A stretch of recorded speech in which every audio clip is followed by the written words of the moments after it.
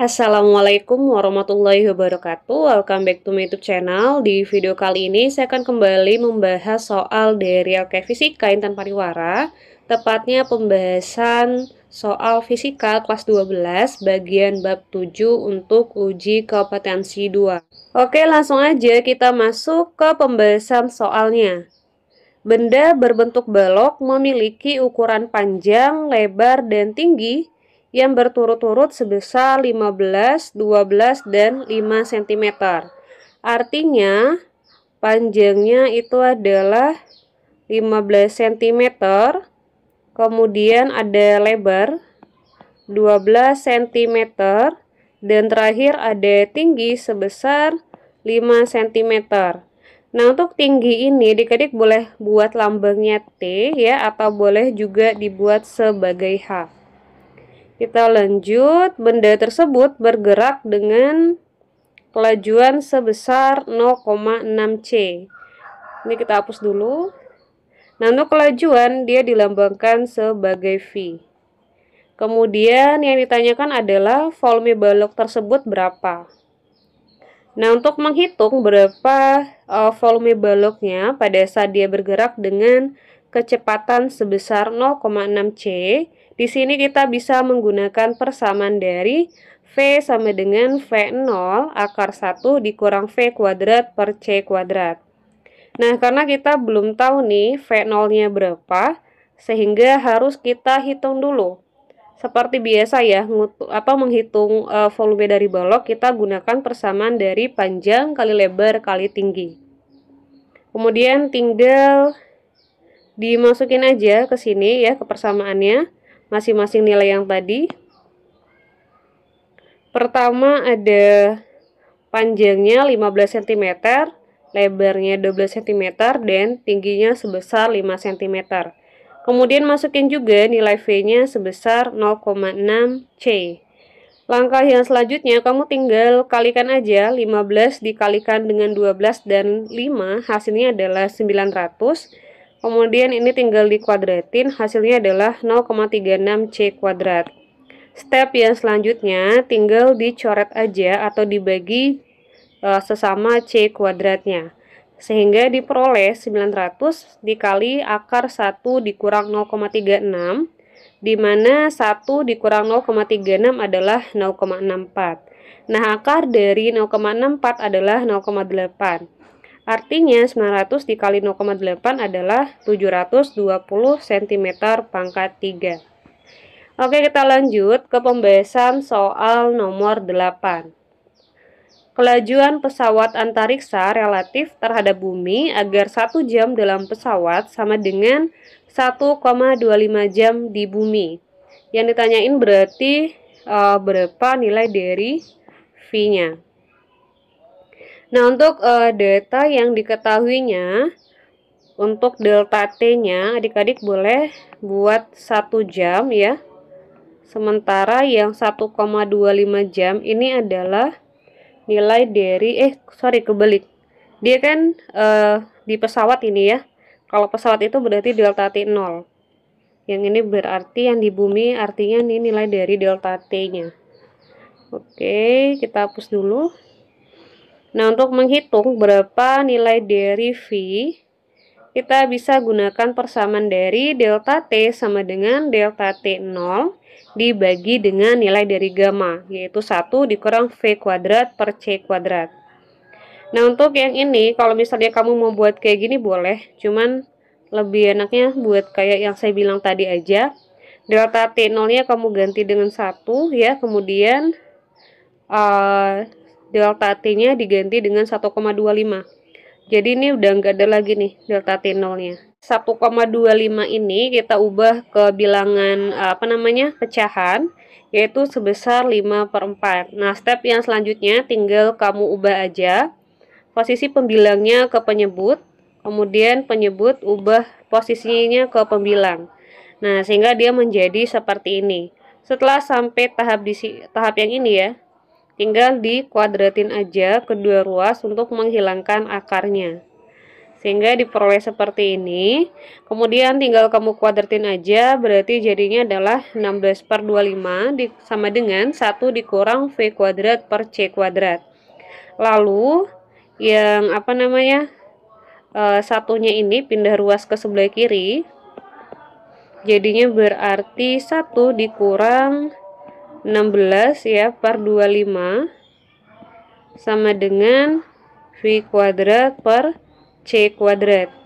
Nah, untuk satunya ini bisa kamu ubah menjadi 25/25.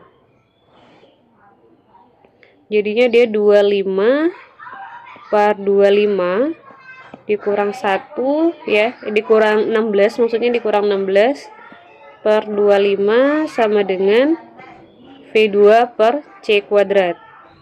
Nah, hasil pengurangan ini adalah 9/25.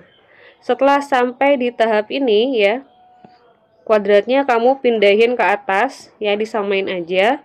Lalu karena kita mau ngitung V, artinya kuadratnya ini harus hilang, sehingga kita harus akarkan ke dua ruas. Sehingga diperoleh V per C sama dengan akar 9/25. Akar 9 itu adalah 3, akar 25 adalah 5. Artinya nilai V adalah 3/5C atau 0,6C. Jawabannya adalah yang D. Kita lanjut ke pembahasan soal nomor 9. Perhatikan ilustrasi pada gambar berikut. Perbandingan panjang OB dan OC jika berturut-turut diamati pesawat antariksa pertama dan kedua adalah. Sebelum kita bahas ya, atau kita hitung berapa nilai dari perbandingan LOB aksen dan LOC aksen, kita bakalan hitung dulu berapa panjang mula-mula dari OB dan OC-nya, atau berapa nilai dari LOB dan LOC. Nah, untuk menghitungnya kita bisa mencarinya dari gambar segitiga ini. Nah, yang pertama kita bakalan menghitung terlebih dahulu berapa panjang dari OB atau berapa nilai dari LOB dengan melihat segitiga siku-siku yang di atas. Yang ini. Nah, kita lihat yang ini. Seperti yang kita tahu ya adik-adik, bahwasanya nilai dari cos itu adalah samping per miring. Nah, samping itu adalah X meter dan miringnya adalah LOB, sehingga diperoleh bahwasanya cos 60 derajat sama dengan LOA dibagi LOB dengan nilai LOA sebesar X. Sehingga diperoleh bahwasanya LOB sama dengan 2X. Dengan langkah yang sama kita menghitung atau mencari panjang dari OC dengan memperhatikan segitiga yang di bawahnya. Cos 30 itu berarti LOA dibagi dengan LOC. Di mana nilai dari LOA-nya adalah X ya, dan cos 30 adalah setengah akar 3. Artinya LOC adalah 2X per akar 3. Ini tinggal kamu kali silang aja. Kalau seandainya bingung, saya uraikan di sini deh ya. Nah, ini kan dia jadinya X per LOC sama dengan akar 3/2. Kemudian tinggal kali silang aja. Sehingga ntar jadinya LOC adalah 2X per akar 3. Terakhir tinggal kita bandingin aja nilai dari LOB aksen dengan LOC aksen. Di sini kita gunain persamaan ini ya adik-adik, tinggal dilihat aja rumusnya. Kemudian tinggal kita masukin aja masing-masing nilai yang tadi. Oke, mana ya? Ini kita hapus dulu kali ya. Oke, kita hapus dulu. Nah, di sini tinggal masukin nilai dari LOB-nya itu adalah 2X ya, kita masukin ke sini. Kemudian nilai dari V1-nya itu adalah 0,6C, masukin ke sini. Kemudian LOC-nya 2X per akar 3 dan V2-nya adalah 0,5C.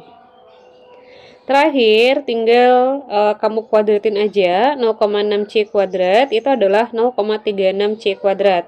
Yang di sebelah sini kan 0,5C dikuadratkan itu adalah 0,25C kuadrat.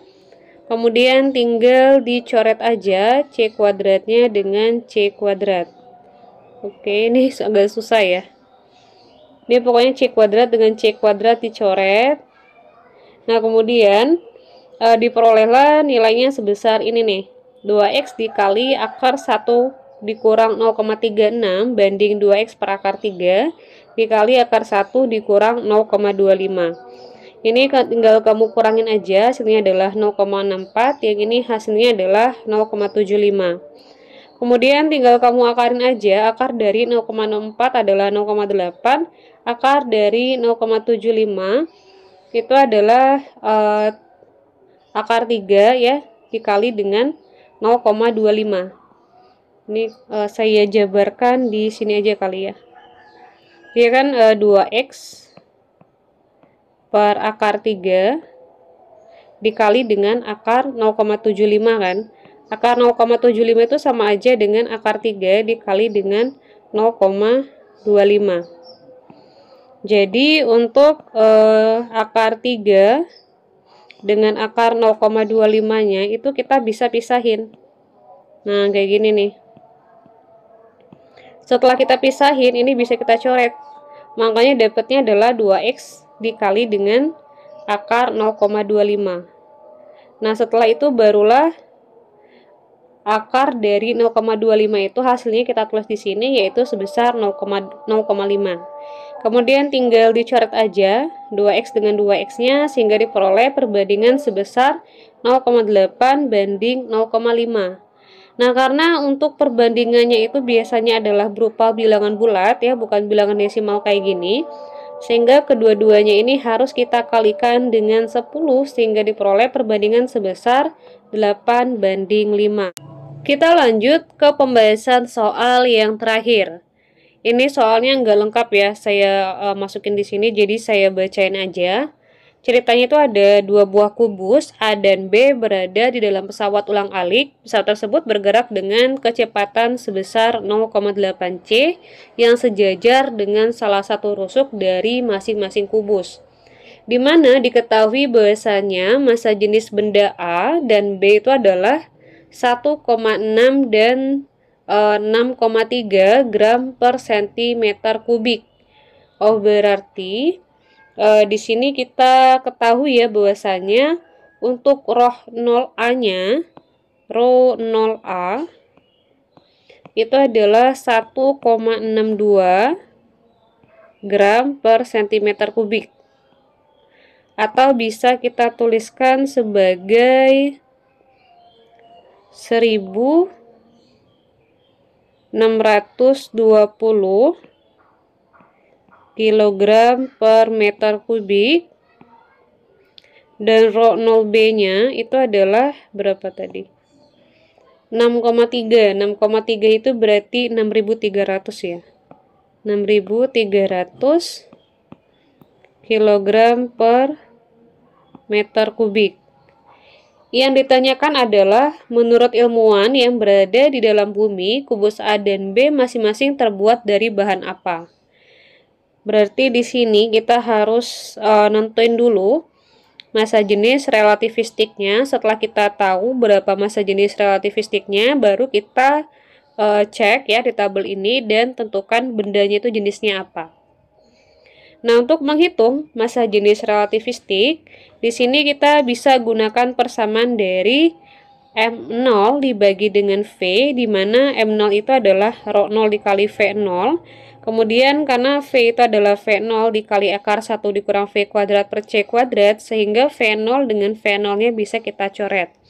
Sehingga diperoleh persamaan akhir rho sama dengan rho 0 akar 1 dikurang V kuadrat per C kuadrat.